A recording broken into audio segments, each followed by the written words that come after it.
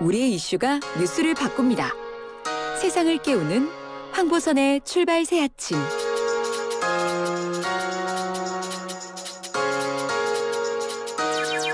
네, 김광진 전 청와대 청년비서관이 더불어민주당 이낙연 후보 캠프에 합류했습니다. 친문, 문심도 함께 가져오는 인선으로 해석되고 있는데요. 주인공 만나보겠습니다. 김광진 실장님, 안녕하십니까? 예, 안녕하세요. 김광진입니다. 직책이 이번에 맡게 되신 게 하나가 아니고 두 개죠? 예, 주로 이제 역할을 하게 되는 건 전략실장 일을 보게 되는데요. 예.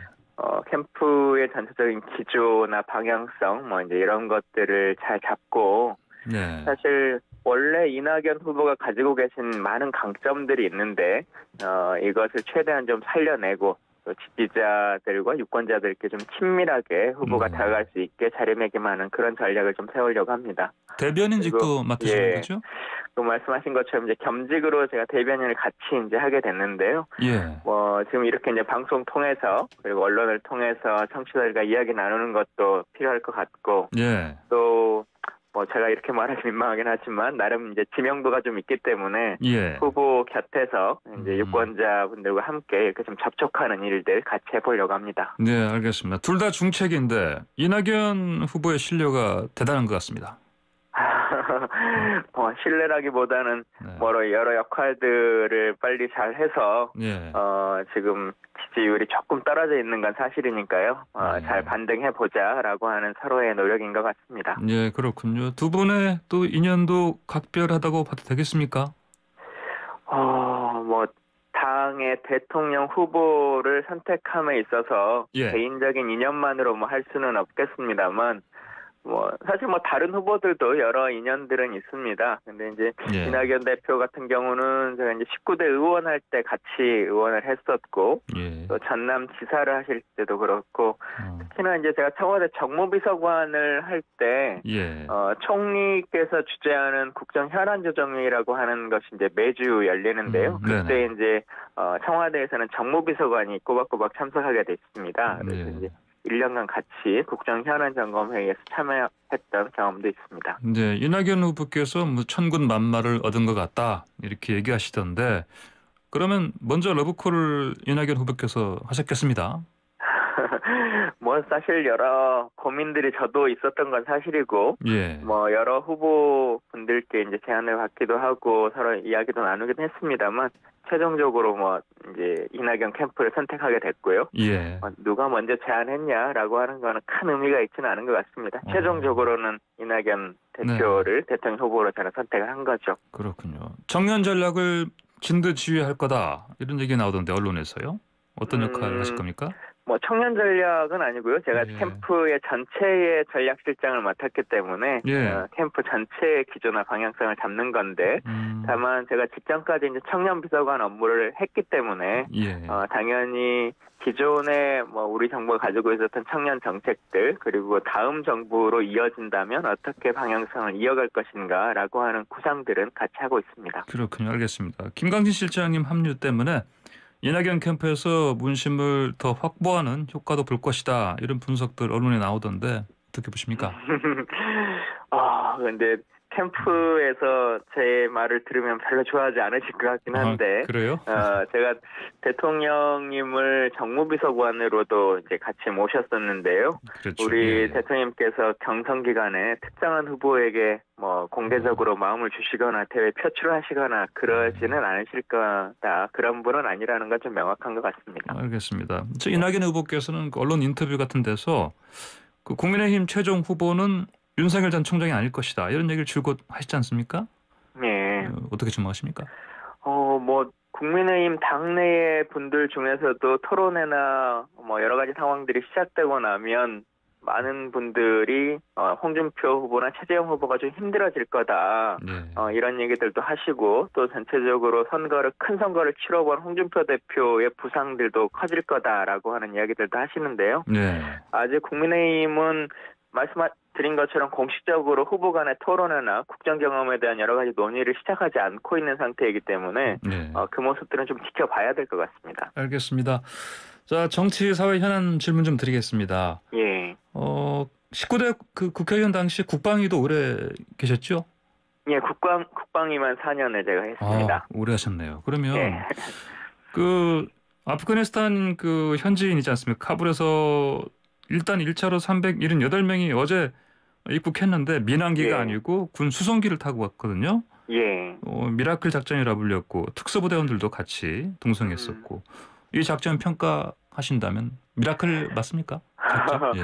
뭐 저희뿐만 아니라 전 세계의 분들이 미라클이었다라고 하는 이야기들을 속속 이제 전해주고 계시고 외신에도 그런 기사들이 이제 많이 나오고 있는데요. 예. 국민분들께서도 그 기사를 보면서 이제 뭉클해지신 분들이 많으셨을 것 같습니다. 그리고 이제 진짜 대한민국이 선진국이 됐구나라고 하는 생각들도 하셨을 것 같은데요. 예. 아울러서 그 환영해 주셨던 진천 분들의 여러 모습들이나 사진들 보면서도 다시 한번 대한민국이 많이 이제 발전해 갔다라고 하는 느낌들을 가지신 것 같습니다. 예. 일본에서 수송기를 보내긴 했는데 이송 인원이 0명이다, 빵명이다. 우리는 100% 다 이송했다, 희망자들. 또 독일도 예. 보니까 몇 명 못 날랐고 보니까요. 이 정도면 잘한 거죠. 일본뿐만 예. 아니라 예. G7 국가들이 대부분 이제 보내는데 줄줄이 좀 실패하거나 아니면 10명 미만 정도로 이렇게 수송해오는 이런 상태이신 것 같은데 예. 사실 이런 어려운 환경 안에서는 수송기 자체가 공항에 도착하는 문제뿐만 아니라 그 자국 안에서의 이동 통로라든지 여러 가지 행정적인 지원까지 이제 다 가능해야 되는 것인데 예. 우리 한국의 많은 외교관 분들이 그런 고민까지 해주시고 저는 또 하나 참 대단하다 느꼈던 것은 지금 378분 중에 한 100여 명 가까이가 이제 10세 미만의 아동이지 않습니까? 네네. 그래서 그 친구들을 생각해서 처음에 출발할 때 기저귀라든가 아니면 분유 같은 것도 다 챙겨갔다라고 하는 그런 모습이 진짜 새롭게 우리가 말하는 K-수송의 하나의 모습이지 않을까. 그 꼼꼼함까지 참 고맙게 생각합니다. K-수송, 새로운 또 용어를 하나 또 만들어주셨네요. K-수송. 예. 네, 알겠습니다. 그 체류주의가 특별 공로자라고 합니다. 특별 공로자에서 특별 기여자라고 하는 용어로 최종적으로는 이제 변경을 한 상태인데요. 특별 기여자로. 예. 이제 공로의 기여 자체보다는 이제 기여의 측면으로 이렇게 보기로 했고, 그래서 일단은 그동안 이제 난민 인정자의 사실상 준하는 장기 체류가 가능하도록 지금 이제 C3 비자가 나온 거고요. 예.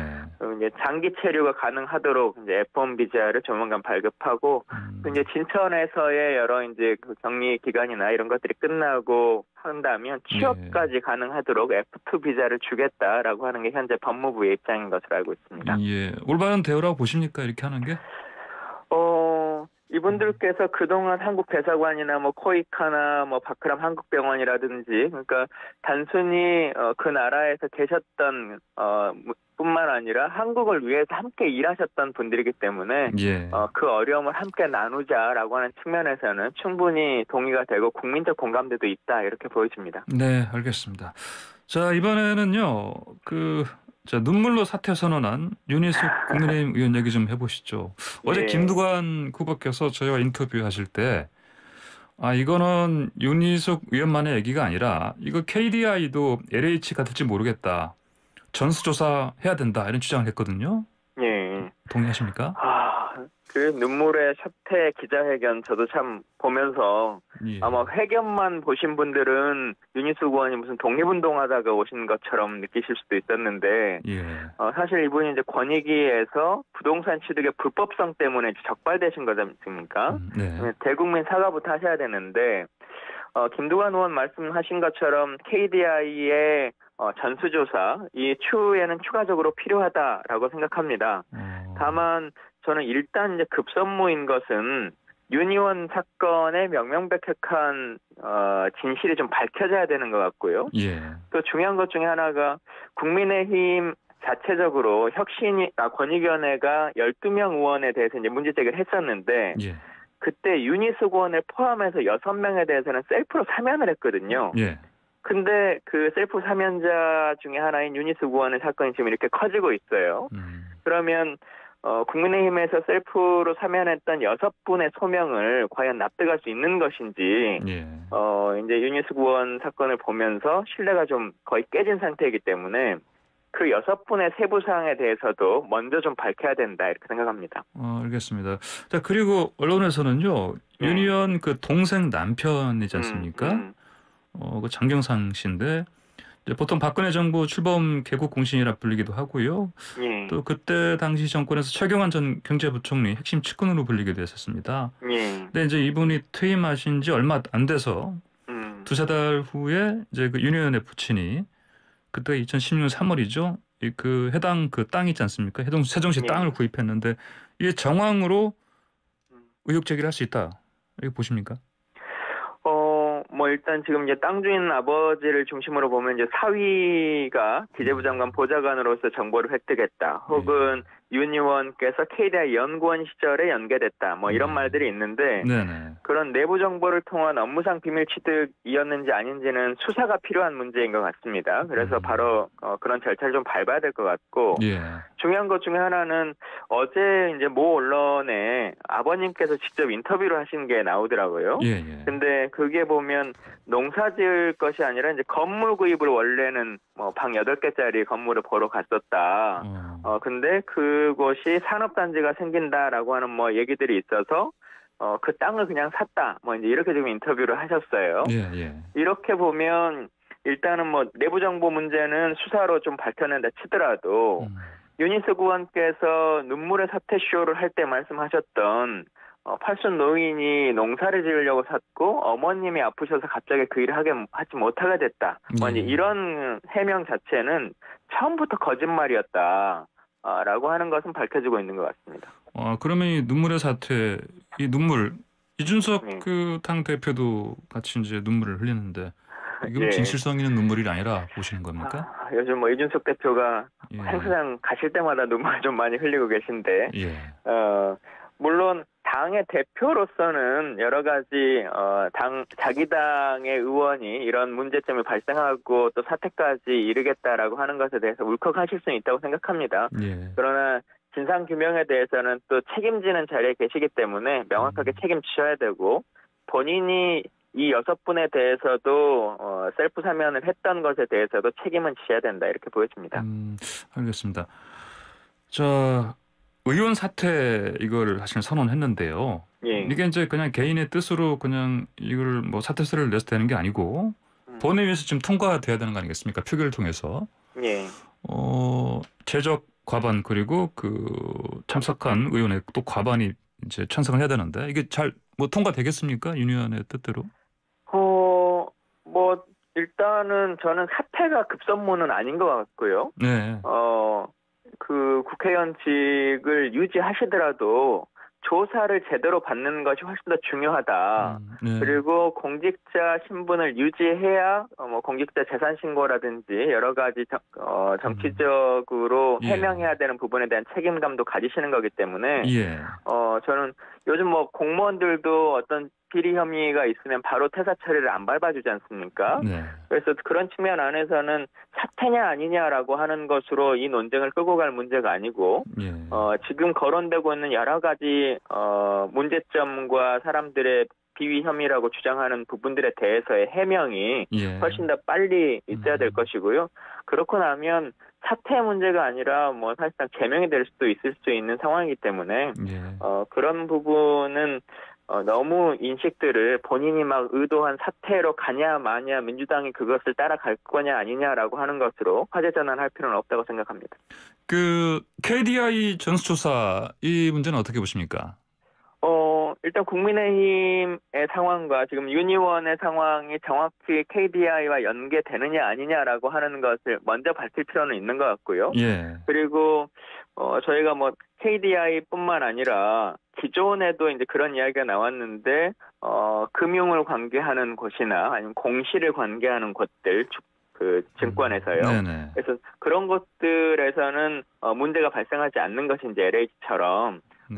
다 같이 조사를 한번 대대적으로 하자라고 하는 얘기가 나오다가 조금 흐지부지 됐거든요. 예. 그래서 그런 부분들은 뭐 일시에 모든 것을 할 수는 없겠습니다만 국민의 의혹이 있고 국민의 요구가 있는 곳들이라면 조사의 필요성은 있다고 생각합니다. 알겠습니다. 또 이게 또 같이 그 이른바 그 특공 있지 않습니까? 특공에 예. 따른 그 차익 이 문제도 또 다시 또 불거졌거든요.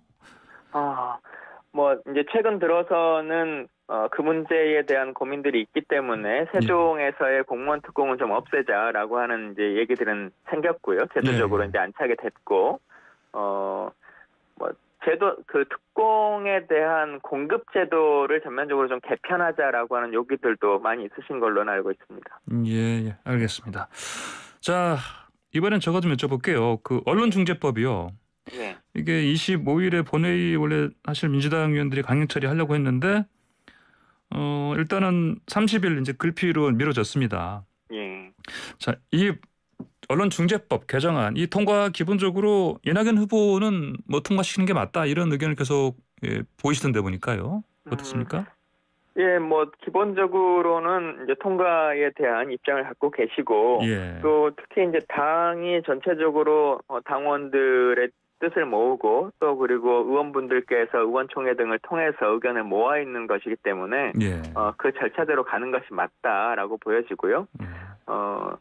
추가적으로 보면 이제 후보께서는 언론중재법뿐만 아니라 언론개혁을 위해서 공영방송 지배권에 대한 국민참여 인사추천제도 좀 도입하자라고 하는 의견도 갖고 계시고 예. 또 이 언론중재법에 있는 징벌적 손해배상제도 도입하자라고 하는 의견 그리고 당선이 되시면 대통령 직속으로 미디어위원회 설치 같은 공약들도 내세우고 있습니다. 미디어위원회요? 예. 그렇죠. 잠시 뒤에 여쭤보기로 하고. 근데 그 독서조항 지금 얘기가 많이 나오는데요. 특히 법사위 통과 때 그 명백한이라는 표현도 삭제가 됐고 그래서 이게 더 좀 심해진 거 아니냐 이런 비판도 있습니다. 어떻게 보십니까? 일단은 그 명백한이라고 하는 용어를 이제 없애는 것이 지금 논쟁되고 있는 법사위의 체계작구 심사권의 범주냐 아니냐라고 하는 논쟁은 있습니다만 그건 이제 논외로 치더라도 예. 그 법률에 보면 이제 명백한 고의 또는 중과실로 인한 허위 조작 보도라고 하는 이제 그 문장에서 명백한이 빠진 것이거든요. 그러면 이제 고의 또는 중과실이라고 하는 여부가 명백한지 아닌지를 굳이 논의하지 않더라도 그것으로 인한 허위 조작 보도가 있으면 이제 문제가 되는 것이기 때문에 예, 그렇죠. 이게 빠짐으로 인해서 사실은 이제 좀 더 강화된 상황이다라고 보시는 게 맞을 것 같습니다. 예, 그러니까요.